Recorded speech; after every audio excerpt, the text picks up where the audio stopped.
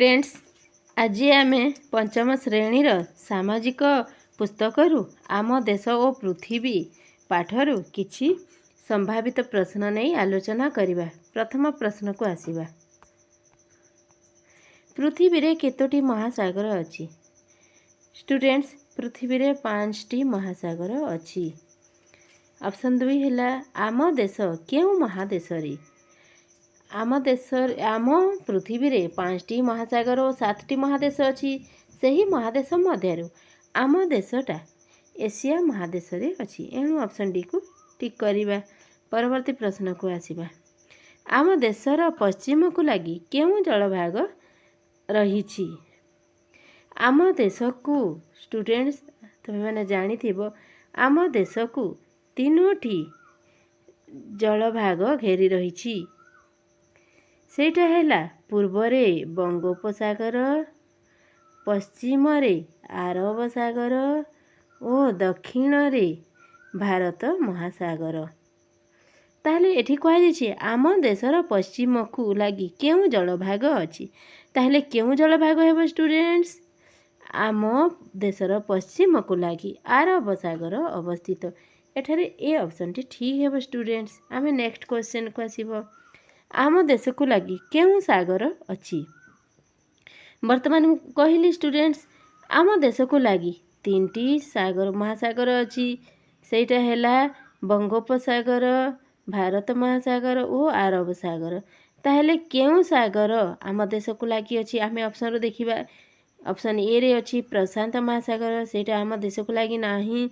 Option B रे Atlantic महासागर, यह मध्य आम देश को लगी नाही। ऑप्शन सी रे अछि उत्तर महासागर, यह मध्य नाही। ऑप्शन डी रे अछि भारत महासागर, यह आम देश को लगी अछि, यह आम देशर दक्षिण पटरे अछि। परवर्ती प्रश्न को आसीबा। आम देशर पूर्व रे केउ जलभाग अछि? वर्तमान मु कहितली स्टूडेंट्स आम देशर पूर्व रे बंगोपसागर अछि। नेक्स्ट क्वेश्चन को आसीबा।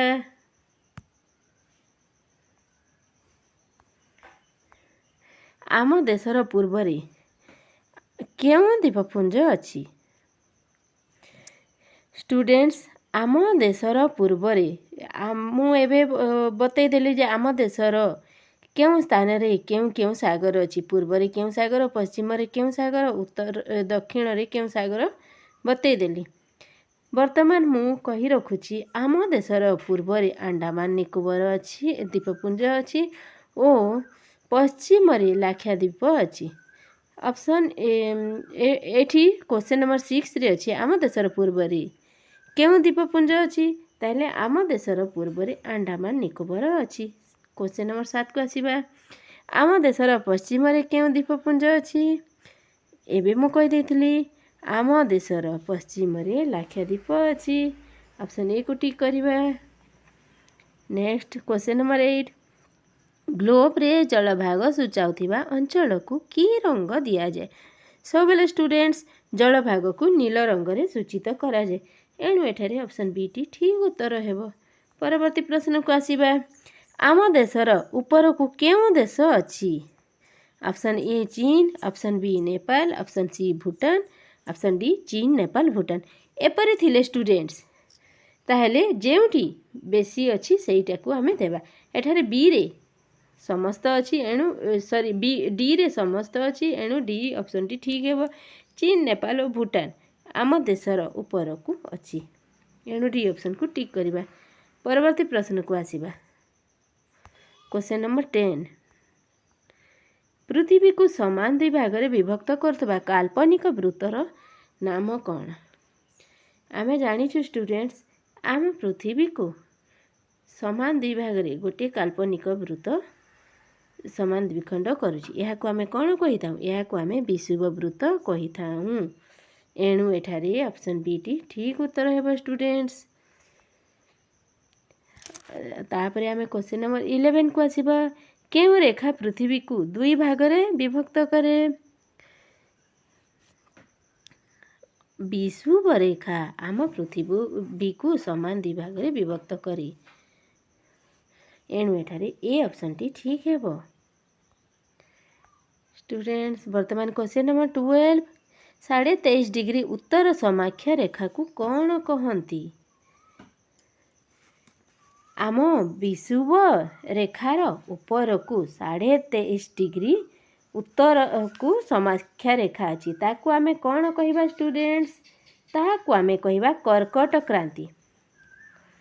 यह आम है विषुव वृत्त, यह है विषुव रेखा आ यार उत्तर को 23 डिग्री अच्छी उत्तर को ताकू आमे कर्कट क्रांति कहबा।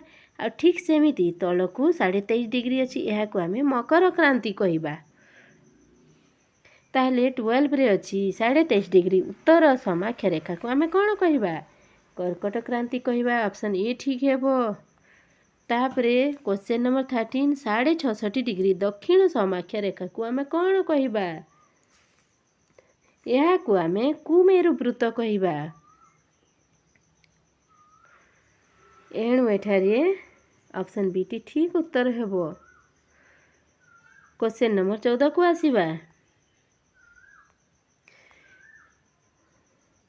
2.5 डिग्री दक्षिण समाख्या रेखा को कौन कहती। यह एठारे टिके भूल दिया जाइछि।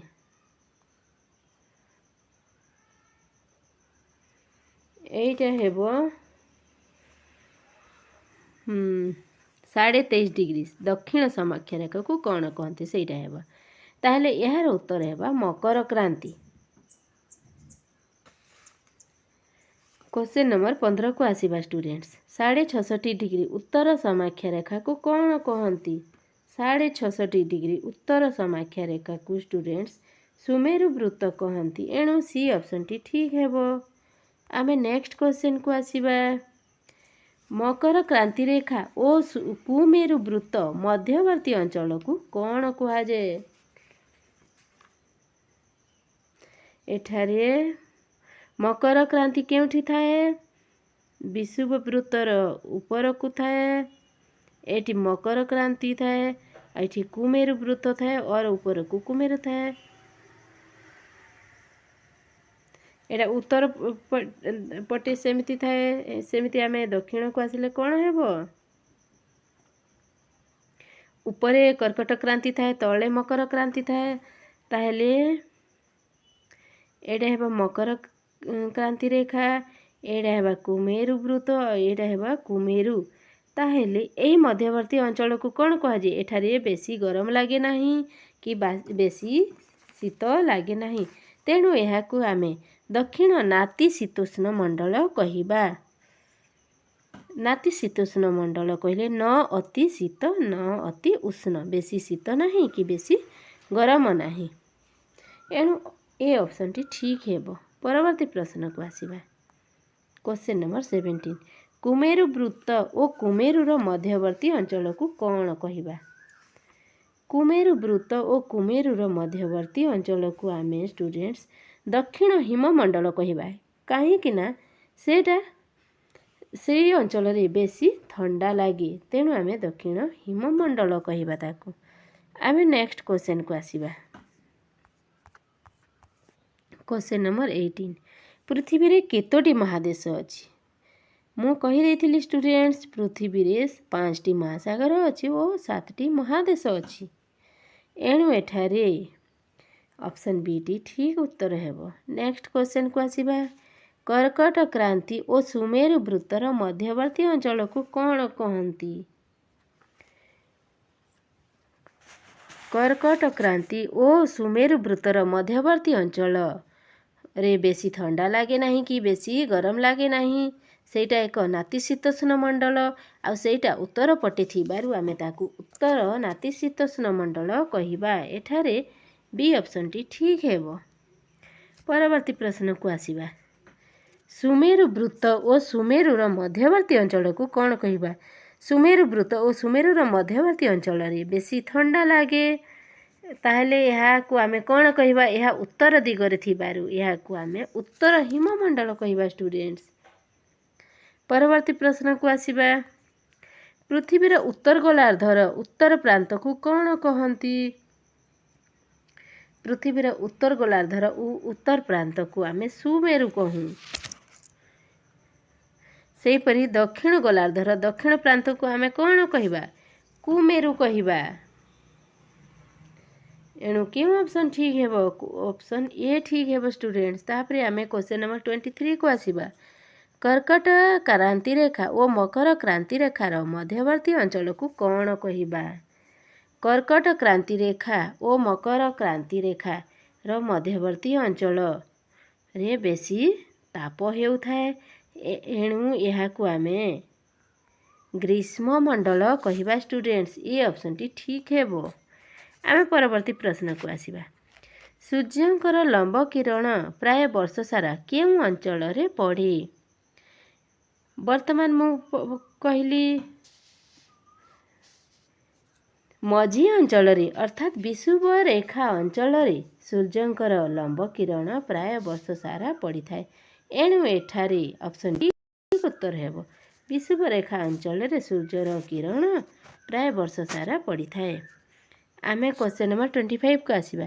सूर्यंकर किरण वर्ष सारा अधिक पाउथबा अंचल को कौन कहिबा। आमे जोठारे सब बेले गरम लागिबो सेठारे ग्रीष्म अनुभूत हेबा तेणु सेटा को आमे कौन कहिबा ग्रीष्म मंडल कहिबा स्टूडेंट्स। क्वेश्चन नंबर 26 को आसीबा। मानचित्र रे सबुज रंगटी केउं अंचल दर्शाए। जेपरी स्टूडेंट्स नील रंग जल को सूचाई थाए सेहीपरि सबुज रंग समतल भूमि को सूचाई थाए कारण समतल भूमि रे चाष भल होई थाए एणु एठारे बी ऑप्शन टी ठीक हेबो। नेक्स्ट क्वेश्चन को आसीबा। केउटी अन्य तीन ठारू अलगा। ऑप्शन ए चीन, ऑप्शन बी ब्रह्मदेश, ऑप्शन सी बांग्लादेश आउ ऑप्शन डी थाईलैंड। किए अलगा हेबो स्टूडेंट्स थाईलैंड अलगा हेबो एणु एठारे आमे चीन ब्रह्मदेश और बांग्लादेश आम भारतर पाखरे अछि किंतु थाईलैंड आ एमाने भारतर उत्तर दिगरे अछंती किंतु थाईलैंड भारतर उत्तर दिगरे नाही एणु थाईलैंड ऑप्शन टी एठारे ठीक हेबो। आम परवर्ती प्रश्न को आसीबा। Question number 28। विषुव वृत्तर उत्तर भागरे थिबा वृत्त को कौन कहा जाए स्टूडेंट्स। यही नंबर टी बार बार आसुची स्टूडेंट्स। विषुव वृत्तर उत्तर भागरे थिबा वृत्त को आमे कर्कट क्रांति कहिबा। ऑप्शन ए टी ठीक हेबो स्टूडेंट्स। वर्तमान आमे क्वेश्चन नंबर 29 को आसीबा। केउटी अन्य तीन ठारू अलगा। ऑप्शन ए विषुव रेखा, ऑप्शन बी मकर क्रांति, ऑप्शन सी सुमेरु, ऑप्शन डी सुमेरु वृत्त। ताले केउटी अन्य तीन ठारू अलगा हेबो। एठारे मकर क्रांति अलगा हेबो।